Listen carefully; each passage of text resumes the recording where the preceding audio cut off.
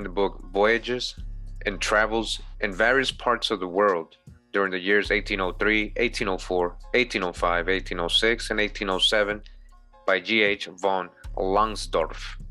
This is known as Langsdorff's Voyage. This is volume 2 or part 2, written in 1814.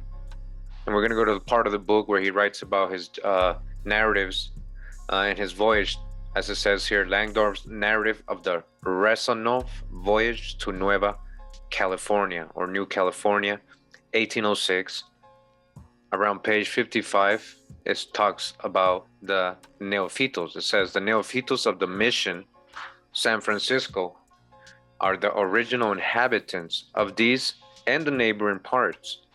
If you come from the mouth of a large river that flows into the northernmost part of the harbor, and some from the neighborhood of Port Bodega, which lies to the north of San Francisco. Okay, so again, these are the original inhabitants of San Francisco. You guys heard? Now let me go to the part where they're describing them. So on the next page, we go towards the bottom here. It says these Indians are of a middling or rather short stature, and their color is of such dark brown. Again, their color is of such dark brown, very, very dark brown, right? Very dark brown, that it approaches black, so-called black.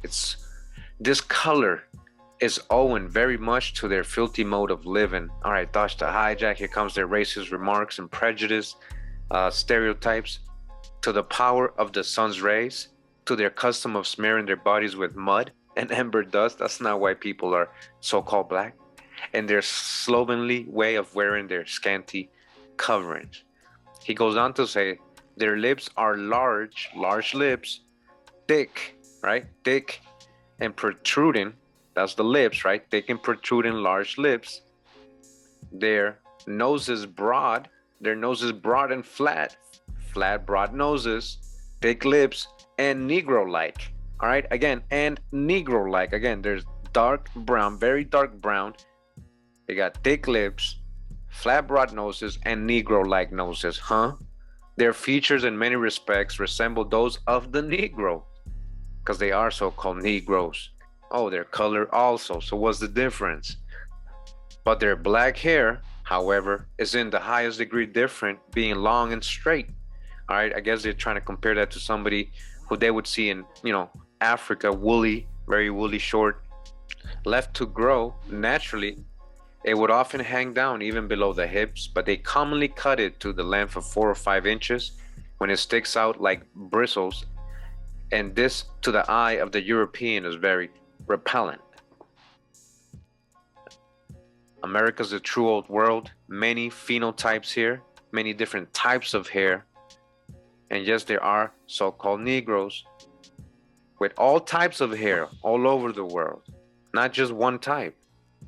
But I want to remind you in the last parts, right, we got already matted hair and bushy hair. So we had that in California too. So again, their colors is of such a dark brown, that it approaches black. And I'm quoting the book again. You guys can see the color palette. Very dark brown, shades of very dark brown, almost so-called black, almost, right? They were saying almost blackish. All right, you guys can see, get a reference. All right, so before continuing, wanted to just point something out, make something clear. A lot of people be like, Kurimeo's still not Negro, they're still not the same hair. Just want to point out, this person right here, he's from the Lira tribe. Says here, Lira tribe chief, old engraved portrait, Eastern Africa, created by Neville, published on Le Tour du Monde, Paris, 1867. All right, you see that? You see his hair? This guy looks very much like a lot of the drawings of the Californians.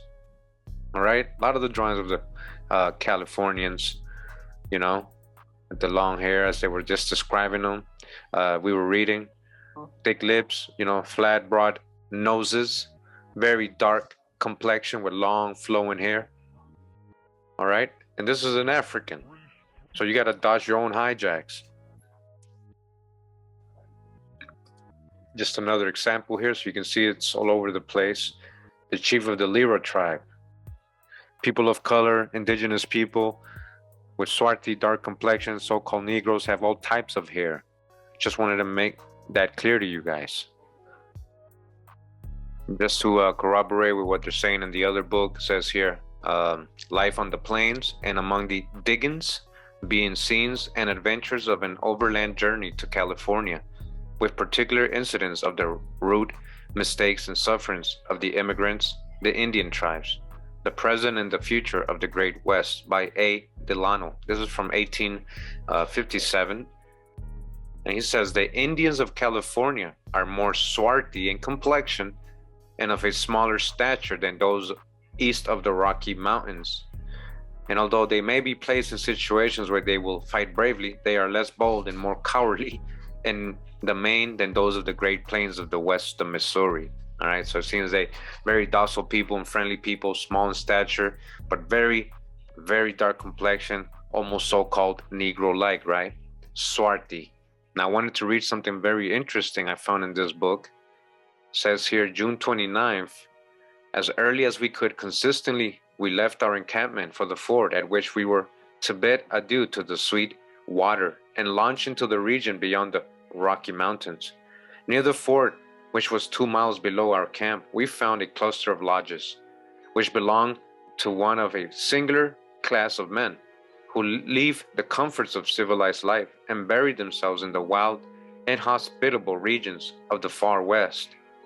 At first, I mistook him for an Indian. All right, listen to what he's saying. He's actually thought he's talking about settlers. Now, we don't know if these are Americans mixed with Indians or straight up, Europeans that are settling in here. But he saw these people living with the Indians. So he mistook one of them. How do you mistake, if the Indians are swarthy, how do you mistake one for an Indian? But look what he says about this person. It says, I mistook him for an Indian from his dress, his long black locks. He got locks, long black locks, dreadlocks, locks, hair locks, his long black locks, and his swarthy, weather-beating complexion. So he's saying, why did he mistake him for an Indian? Because of his swarthy complexion and his long black locks. Do you understand what they're saying? He was a man apparently 35 or 40 years of age, with a pleasing countenance and mild blue eyes. He had blue eyes, all right, swarthy with locks, whom I found to be well educated, far above the humble sphere of life to which he had consigned himself.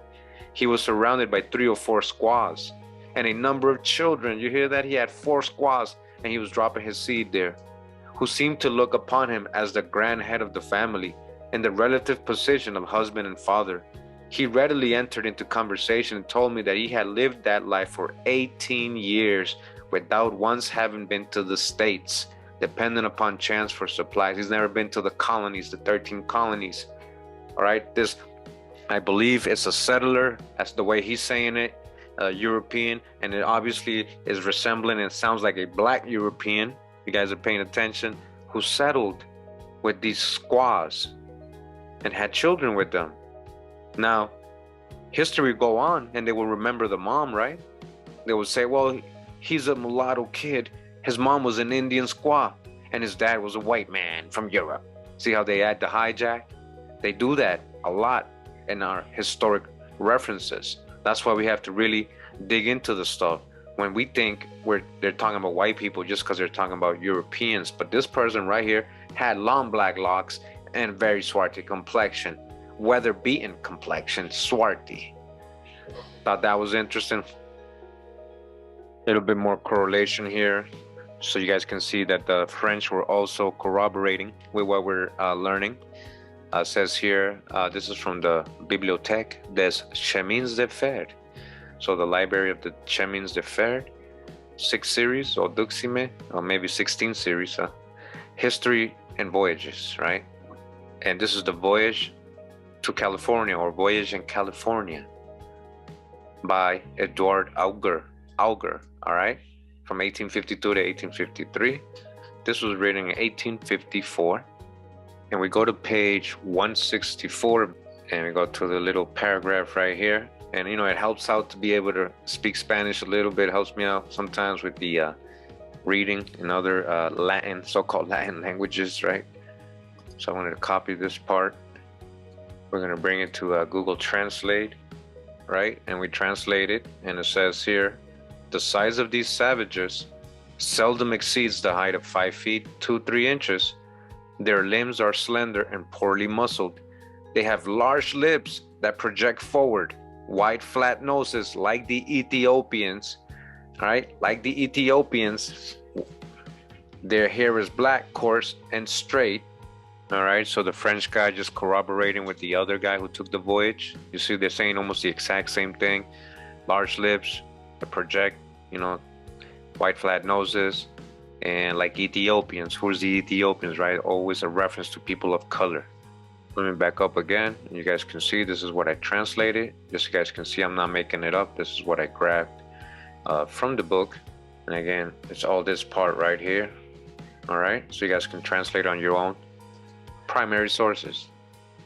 And I know a lot of you've seen this image before online, colorized, definitely copper colored, American. And it says Nativo Americano cerca de San Francisco. So we just read about the San Francisco Indians, how they were dark brown in complexion. All right, just to get it clear, this is a historic image here. As you guys see in the bottom, Indian of California. All right. And now we got some other people here from another European country letting us know what they have to say about what the Californian Indians appear to them like. It says here, Versuch igner getrum Sildenrum der Republik Mexico. So this is written by Edward Mullenforth, or the Mullenforth Voyage, right? Or travels to Mexico and California, because, you know, California was Mexico. This is from 1844, page 455 of this book, just in case you guys want the reference. If you can translate this on your own, if you speak this, go ahead and do so yourself. I'm gonna start right here where it says Die Wilden Indier, or the Wild Indians, right? So I grabbed this whole part right here up to Haupttar right here. I went to Google Translate, and this is what we get. It says it detected German. I typed it in myself. And I'm assuming to the translation, it says the wild Indians swarmed in significant numbers at the borders of the settlements, already grown and blackish brown in color, They have long black hair that flows freely around their shoulders. And again, another correlation, other types of Europeans letting you know the inhabitants that they encountered in California are blackish brown in color. 7 years residence in the great deserts of North America by the Abbé M. Dominish, apostolical missionary, canon of Montpellier, member of the Pontifical Academy Tiberina, and of the Geographical Ethnographical Societies of France. This is volume 1. Over in page 85 says here, all the tribes which inhabit the Rocky Mountains and the western coast of North America, from California exclusively to the regions inhabited by the Eskimo. These tribes bear no resemblance to each other. Again, another reference telling us the different nations here, the different kinds of people just in this region of North America. They're not all the same. They don't bear no resemblance to each other. The stupid and pusillanimous Californians, all right, touch the hijack with their insults, with their low foreheads and skins as black, all right, as black as that of the Guinea Negros. Just like the Guinea Negros, right, in West Africa, just like them, same color. But with a different cast of countenance to the latter, forming a contrast with an almost white tribe inhabiting countries much further north. So very different, right? Contrasting, very different than the white tribes or light-skinned tribes inhabiting countries much further north. Neither do they resemble the Mongols, okay? They don't resemble the Mongols. They're not Mongols.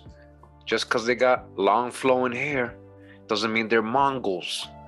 Whatever Desmoulins may say, for La Perouse says clearly, the indigenous inhabitants of Port Francais are not Eskimos, and the description he gives of them does not agree with the Mongolian type. It's not Mongolian type. Who?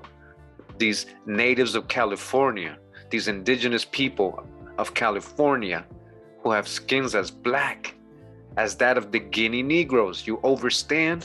Dodge the hijack with your out of Africa theories. So just real quick, when we're talking about an Asian countenance, do you mean something like this? Asian countenance? You know? Do you mean something like this? With an Asian countenance? So you gotta dodge the hijack because these are Africans. These are the Khoi or Khoisan people. A lot of them got a very Asian countenance, whatever that's supposed to mean, right? So we're gonna talk about them. You know, they're described always as dark yellowish, you know, not as dark as the people in California. I just want to point that out. You know, and these people are in Africa. They're supposed to be one of the oldest people in Africa. And look how Asian they look. Now, how do we know?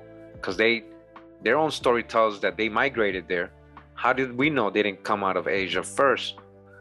Let's say the Caucasus Mountain or something like that. Supposedly they came out of the Sahara, then they went to Europe, and then they came back. That's supposed to be their story. You guys gotta research this. It's not really proven. They don't know why they went out of Africa and then came back. They can't really explain that.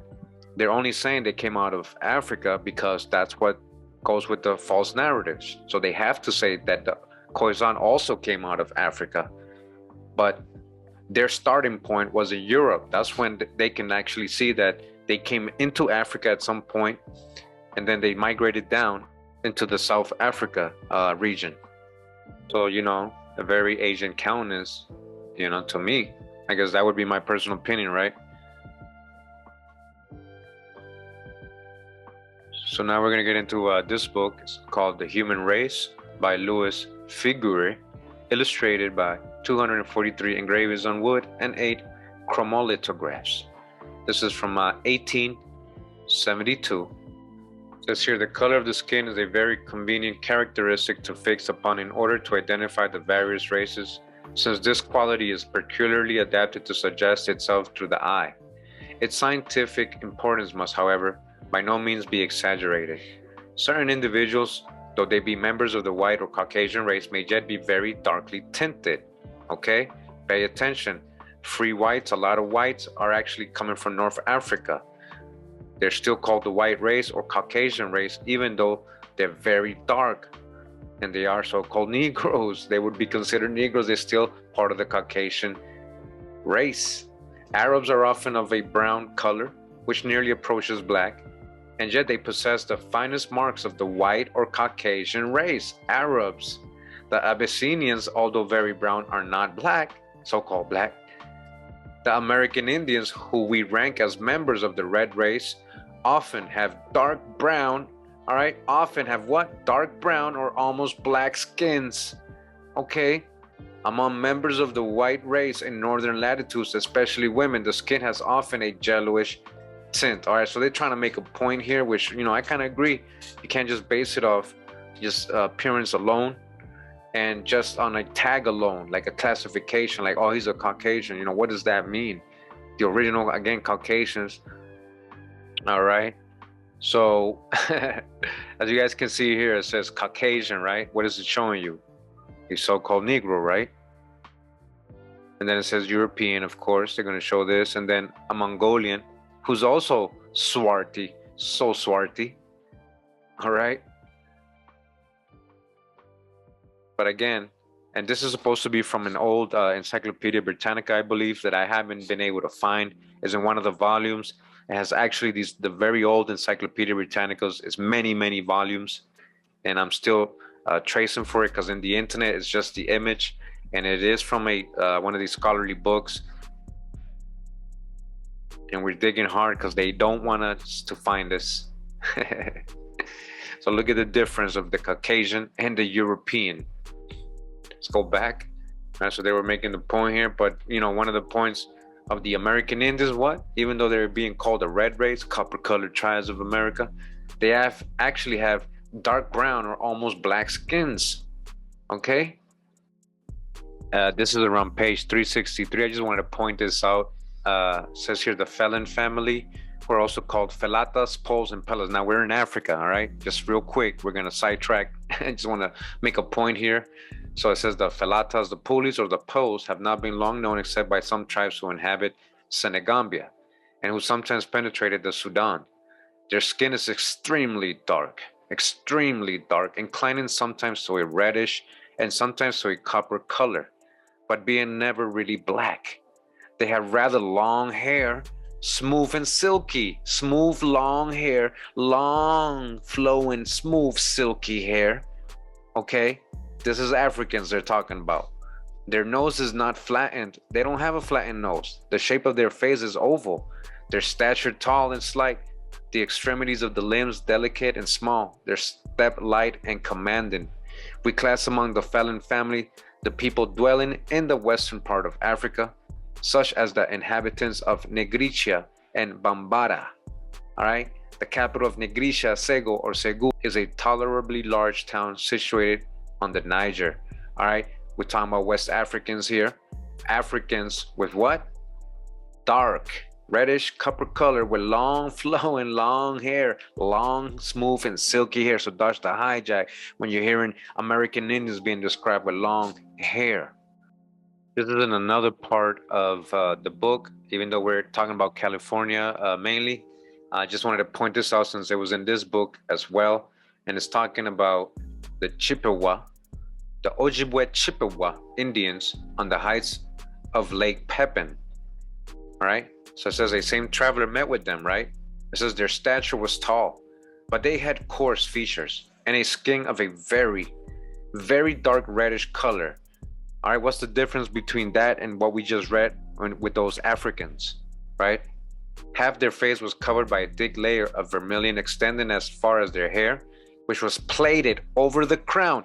Plaited hair, right? Chippewa Indians with very dark reddish color and plaited over the crown. What does plaited hair mean to you? Now, when I put plaited hair, all right, and that's the hijack, but when I put plaited hair, right, and I searched, this is what I get, right? What is plaited hair? What is plaited hair? Again, what is plaited hair? You're just talking about braids and cornrows. What is plaited hair? Right? Plaited hair. So who would have more? Who would mostly have plaited hair? Who would really have mostly plaited hair? Plaited hair. Let me go back. It says here the Chippewa Indians, Ojibwe Chippewa Indians, had a skin of a very dark reddish color, very dark. Half their face was covered by a thick layer of vermilion extending as far as their hair, which was plaited over their crown, a crown, braids in the crown, a king, a Khan of dark reddish color, were braided over his crown, over the crown. They wore long leather gaiters tied at the sides by innumerable thongs, and over a sort of tattered blouse was thrown a large woolen blanket which completely covered them. One individual, armed with a long steel blade shaped like a dagger, had stuck his pipe in his hair. You can play the fool and pretend you don't understand who they're talking about here and say, well, no, anybody can braid their hair, and they just mean somebody with a tan, Kurimeo. No, that's not what they mean. A little further in the book, for page 484, it says, within sight of the Rio Colorado, M. Mohisen encountered some Indians belonging to the three tribes of the Chime Webs, Kuchanas, and Pautas, or the Paiuetes, right? Who bear a resemblance to each other. The first two, I've never heard of those names, all right? Who bear a resemblance to each other, their family.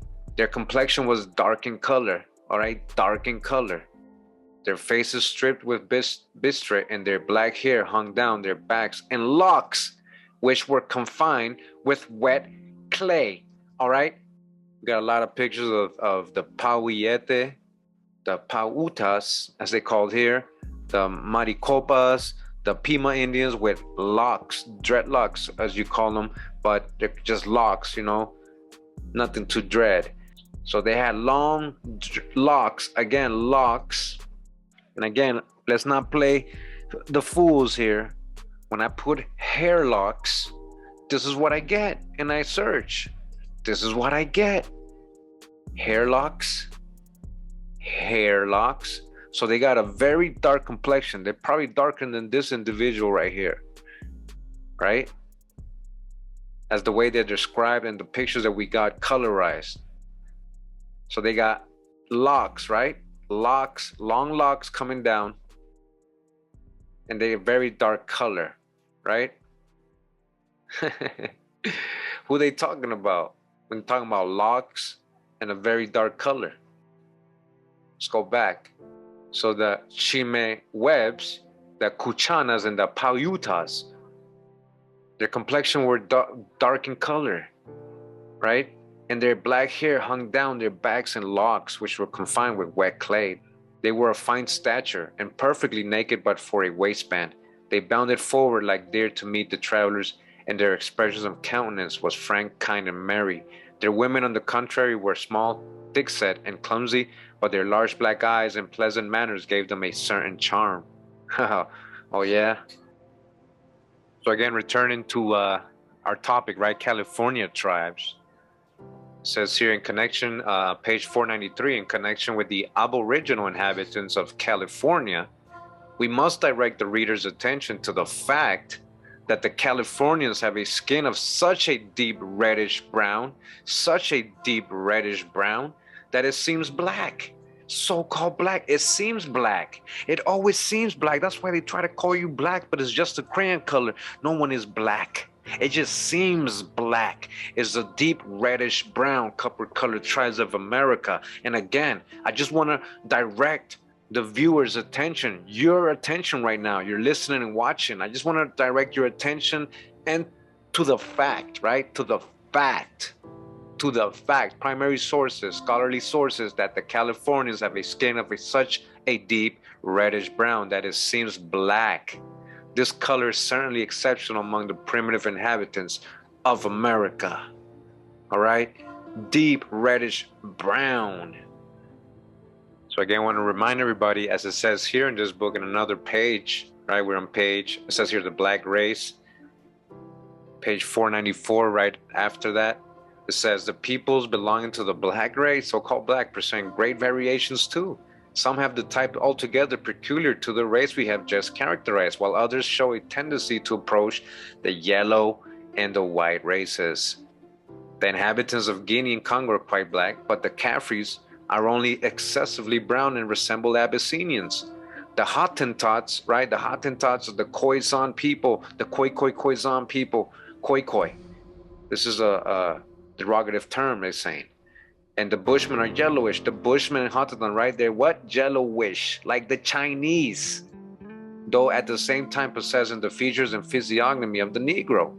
All right, so that's the hijack. We just read all those descriptions of the Indians in California, and all of them are darker than these two African peoples, the Hottentots and the Bushmen. As striking varieties are therefore observable in the black race as in the white, all right, different stuff, and a rigorous classification of it is consequently very difficult to establish. Different types of so-called blacks, even in Africa. Again, the Hottentots, whom the Dutch colonists call Bushmen or Bushmen, inhabit the southern extremity of the continent. Their skin is of a dark yellowish hue, and it is only in consequence, they're talking about these Africans, right? And it's only a consequence of their features and conformation, which are those of Negroes, that the Hottentots are placed in the black race. For if their color is considered, they should be ranked in the yellow one. They should be actually the yellow race. Are they really from Africa? Just because they have features that you assume to be African only. So that's the hijack. Hope you guys understand what I'm trying to say. And these are one of the oldest African peoples on Africa, the Khoisan people. Yellowish, they should be ranked in the yellow race as the yellow man. I didn't say it. Just real quick, shout out to Suits Makal, Sheikh Sean Atim. Hey, sorry if I'm killing it, brother. He's around the Salini Koshidi Rumsen tribes of America, and his Iberian heritage as well. He got his genealogy done. He knows who he is. He sent me a couple of more correlation for today's video. Now we don't have the exact sources. He just sent me this on the direct message, but these are from primary sources. And these are his people. It says here the Enslen or Estetes of New California, ugly blackish Negroes. Ugly blackish Negroes. C. Vanegas and Langsdorff. Okay, this is how they're being described. We already got Langsdorff, the primary source. We have that. We got that already. So yeah, we can verify this, and that's his people. Whatever you think of him today and what his appearance is today, these are his people. They're being described as ugly blackish Negroes in these primary sources. And right here is regarding about the Indians of the Runsienis or Essalinis is another source, which are the principal tribes in this district, or from those of the Ismuracanes or Aspanlaques. They are of medium height, dark in color, and seem to be the slowest witted, as they are the ugliest and dirtiest of all the natives of America. You see how they talk bad about these people in California? All right, but again, dark in color. It says here, all the Monterey Indians I have seen, and there are still over 100 of them left in our vicinity, are of a light or a deep burnt sienna color. They're either light, there's some that are light, and there's some that are what? A deep burnt sienna color in Monterey, okay? Deep burnt sienna color. Now, I just want to show you what burnt sienna looks like, okay? Burnt sienna, Brinton's stock collections. This is burnt sienna, all right? Take a good look, burnt sienna. Another source here says they are generally about 5 feet high, stout and squabbly in body, with large sploy feet, and generally of a curious, obscure mahogany color. Mahogany, all right? What's the color of mahogany, right? Sometimes they are blackish brown. So they're usually mahogany, but sometimes they're blackish brown, sometimes nearly jet black, sometimes nearly jet black, okay? Sometimes quite light yellow, like the Koikoi, you mean, from Africa, like the Hottentots, right? Like the Kafris. So what's the difference? That's your own hijacks and prejudices. The head is very large and bulging, covered with a thick growth of long, rough, stiff black hair, almost as hard as that of the horse, and looking more like a mop than the tachin over a human cranium. The face usually is heavy, melancholy, and stupid, with the nose broad, rounded, and projecting curiously from the face. The cheekbones also project considerably. The mouth is wide with thick lips, all right, thick lips, broad nose, right? Deep sienna burnt color, right? Mahogany. The lower one sticking out in a peaked up form in the center, the teeth full, regular, and as white as ivory. Very little beard, and mostly on the upper lip. Right, so that's another source here. Okay, you guys see the trend here, what's going on in California. We appreciate the brother for sending us the information. Much love and respect to you, brother. And keep repping, man. Keep doing your thing, man. Blessings. And this is just a quick reminder, all right? This is from part 2 of my series from Indigenous American to African American. One of my older videos. It says here, race relations in Virginia and miscegenation in the South. 1776-1860 by James Hugo Johnston. What does it say in his book? It says here, in all the southern states, there are found to be records of cases sent to the courts of appeal in which the litigants attempt to show that they are descendants of Indians and not of Negroes, and hence that they do not fall subject to the slave code. These cases add interest to the study of pedigree, but they must be considered as additional evidence of the extensive mixture of racial blood in the slave states. To the visitor in the South, the physical characteristics of many Negro slaves bore witness to their Indian origin. Again, To the visitor in the South, the physical characteristics of many Negro slaves bore witness to their Indian origin. Period. Much love and respect. Thanks for tuning in today, guys. Hope you guys enjoyed these last three parts. Do you remember who you are? Hope you guys are doing your genealogy. Hope you guys are searching for your tribe. Pura vida, mi gente. Hawa.